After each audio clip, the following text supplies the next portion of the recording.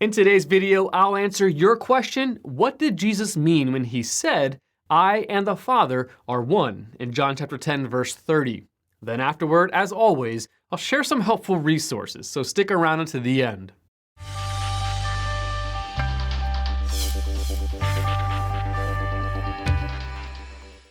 In John chapter 10, Jesus presents himself as the Good Shepherd, and in a debate with the Jewish leaders, makes the claim, "I and the Father are one," John chapter 10, verse 30.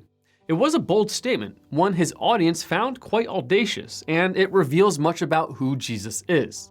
5 key observations can be made concerning this passage. First, Jesus claimed to be one with God, in the sense of being equal to him. Jesus did not claim to be merely a messenger or prophet of God, but of equal power with God. Second, his audience understood that Jesus was claiming equality with God the Father. In verse 31, the Jews picked up stones again to stone him. Why? Blasphemy was a crime punishable by death according to the Jewish law.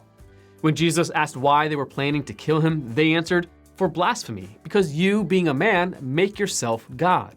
John chapter 10, verse 33. If Jesus had been lying or deceived, his statement would have been blasphemous. In fact, the only way his words were not blasphemy is if Jesus was telling the truth about his equality with God. Third, Jesus referred to himself as God's Son and to God as his Father. John chapter 10, verse 36 and 37.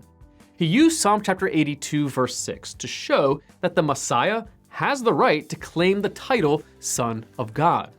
Fourth, Jesus claimed that the Father sent him, the one whom the Father set apart as his very own and sent into the world. John chapter 10, verse 36. In this statement, Jesus claimed preexistence in the Father's presence. No biblical prophet had ever made such a claim, yet Jesus claimed to exist before Abraham. John chapter 8, verse 58. And fifth, Jesus only stated that the Jews did not believe him. He never said they misunderstood his claim to be God. John chapter 10, verse 38 notes, "Even though you do not believe me, believe the works, that you may know and understand that the Father is in me and I in the Father." Jesus was not correcting a misunderstanding. They understood what he said perfectly. He was correcting their willful rejection of him. Colossians chapter 1, verses 16 and 17 affirms Jesus' same teaching. In him, all things were created, things in heaven and on earth, visible and invisible, whether thrones or powers or rulers or authorities. All things have been created through him and for him. He is before all things, and in him all things hold together. John chapter 1, verse 1 explicitly notes that Jesus was both with God in the beginning and was God.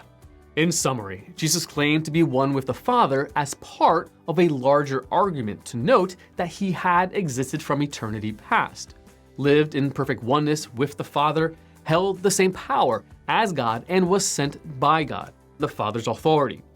Unfortunately, he was rejected as divine by the Jewish leaders. Jesus' claim to have equal power as the Father was not blasphemy. It was the plain truth. Want to learn more? Subscribe so you don't miss the next video. Visit GotQuestions.org for more great content and check out the details section below this video. There you'll find one book I recommend along with several links to related questions.